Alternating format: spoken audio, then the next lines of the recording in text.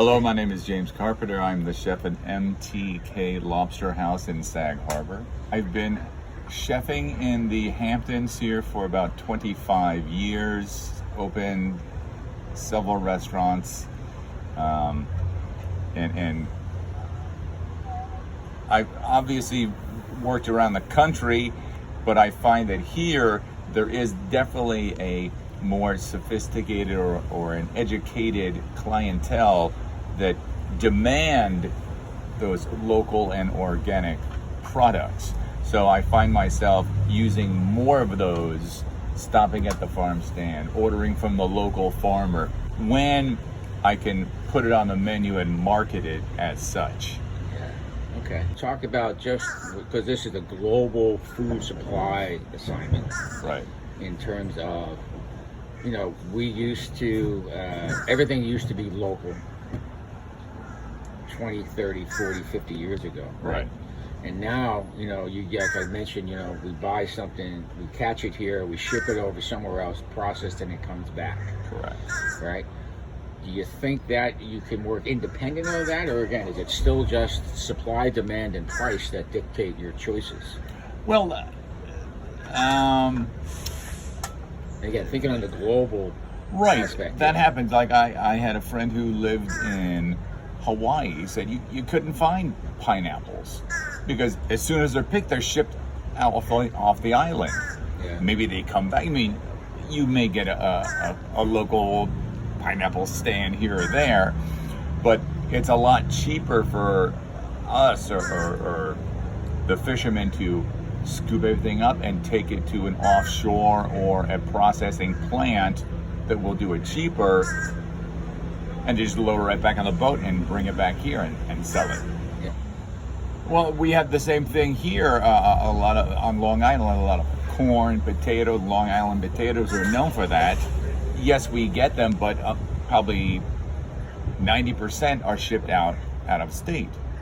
Yeah. Okay, because that's where people are making their money. Shipping as a farmer, you have to see how am I going to make the most bang for my buck on this little plot of land or big plot of land, whatever it might be. And I think once again, it's the distribution that's an issue. A lot of seafood that's processed outside is frozen. Could come from anywhere. China, Russia, doesn't matter. Yeah. Once it's frozen, it'll last quite a long time. Well, because of the pandemic, okay? Restaurants, so many big restaurants have closed. Little places have stayed open because people were not going out to restaurants, okay? Yeah. Little takeout places seem to thrive. Some places did horrible, shut down, out of business, tragedy. Some places did amazing, whatever that niche is that they found. I think that the supply, we're feeling it, the impact, and it may be due to the corona. Delivery people can't get deliveries. Some of my purveyors, I call them up to place an order. They say, I'm not delivering tomorrow. I said, why not? You deliver every day. We don't have any drivers. And it's not just that one particular company. It's across the board on delivery service. UPS, was telling me that UPS made an announcement that be patient, we're running a little slower than normal this season. They just don't have the bodies to drive the trucks. Now, why is that? I mean, that does not have to do with food supply, but if I'm having trouble getting workers in my restaurant, the drivers are having trouble getting delivery people, that only means that the farming community, agriculturally speaking, they're having problem getting workers as well.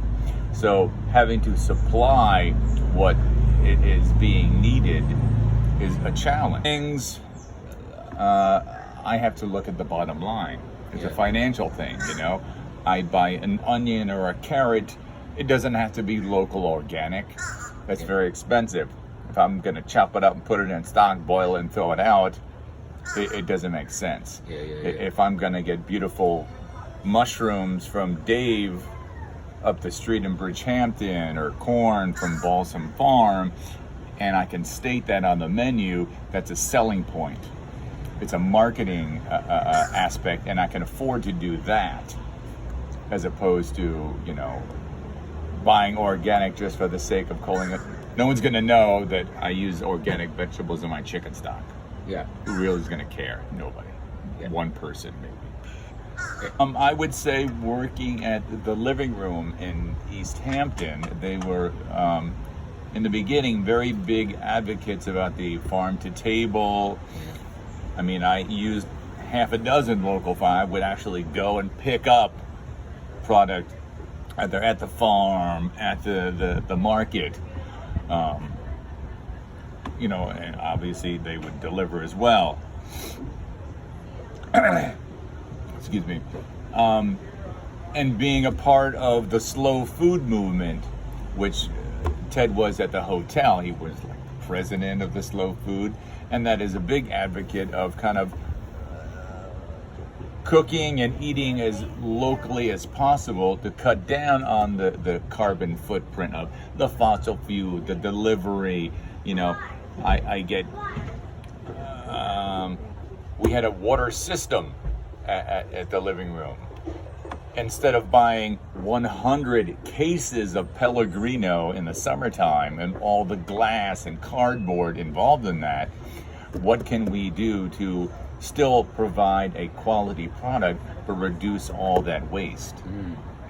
So I have to look at what I have found that has increased dramatically is the prices of protein items. Meat, beef, through the roof. Seafood, crazy expensive. And we're a seafood restaurant, so that impacts us a lot.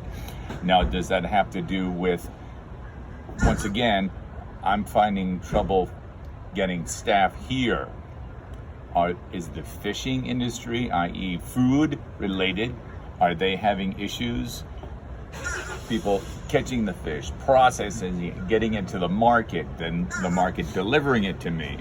So it does have an impact when you look at it all the way from, there's the water, let's go fishing today, to I want to order a piece of salmon. Here's the it depends. Some items I get locally. I use Brawn Seafood, which is on the North Fork. Yeah. I use local, I buy weak fish, which is local. Lobsters are not local, but sometimes they are. Yeah. So I try to buy, when possible, as much as I can.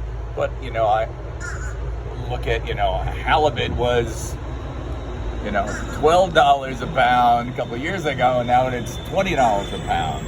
So I can't just, it's hard to increase the prices on your menu enough to cover yourself. I can't put a piece of fish on the menu for $60. No one's going to buy it. Yeah. But I also have to look at the cost. So I have to find items that are more cost effective for me to put on the menu. Okay. And if you Satter Farm on the North Fork in Cutchogue, I can call, hello Paulette, the owner. I want, cases of lettuce or whatever it might be. Okay, I'm buying 5 cases of lettuce, charge me $20 a case. I call up Baldor, I want to buy the same exact lettuce, and I can get it for $15. Same product, same box, everything, because when they buy, I'll take 1,000 cases, so they get a much deeper discount. So who I'm buying it from sometimes is irrelevant. The product's the same, it's just when someone has a bigger buying power, you get the savings are passed on to you as the consumer. Yeah. So I think yes, and you have to work around that. We're one small little entity. Now, if we were a big hotel or a chain that had multiple outlets, then you're going to feel the impact more because you're buying. Sometimes when you're in a corporate environment, someone in the corporate office is locking into the best prices for you. but higher end places are still going to have those boutique-y, organic, local, those buzzwords that are going to look good on the menu. Some of those designer products, truffles, things like that are never going to go away. Are they going to become more popular around holidays, special occasions, things like that? Yes. So, to summarize the end, if you want, what's the future? What's the next step in terms of, in your opinion, being someone who's worked in this area, in terms of the global impact on the, let's say, restaurant or food industry business? What do you think is going to be next year, 5 years, 10 years? Where's it going to go? Or is the death of the local farmer gone? No, because I think, as we both know, the population out here has increased over the past several years. Yep. So therefore, more people are out here for this little area. There's more of a demand for food being either shipped to the grocery store for the consumer to purchase, or to restaurants for people to go out and eat. That's not going to slow down. That's only going to increase, I think, in this area. But I don't know how that's going to impact the local farmers. Are they going to...